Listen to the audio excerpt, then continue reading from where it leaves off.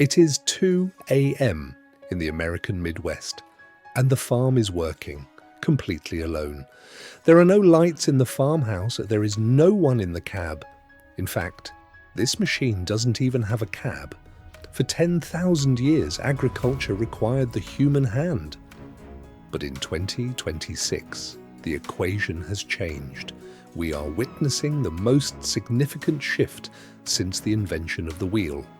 The human farmer is vanishing from the field, not because the industry is dying, but because it's being rewritten in code. Welcome to the era of the zero human farm. Today, we're looking at how 100% autonomy is moving from science fiction to $1 trillion reality. Why now? The answer is simple.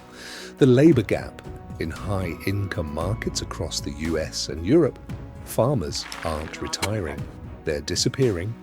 But a robot doesn't need a salary, it doesn't sleep, and it doesn't make mistakes. Precision is the new currency. Modern GPS-controlled harvesters can now distinguish between a crop and a weed within 0.5 centimeters. This isn't just about saving time, it's about results that were once impossible. We're talking about a 30% reduction in chemical waste and up to a 20% increase in yield, simply by removing human error from the process. The landscape itself is changing. For decades, the trend was simple: bigger is better, but the future is smaller. Swarm robotics allows fleets of lightweight, autonomous machines to work together in perfect coordination.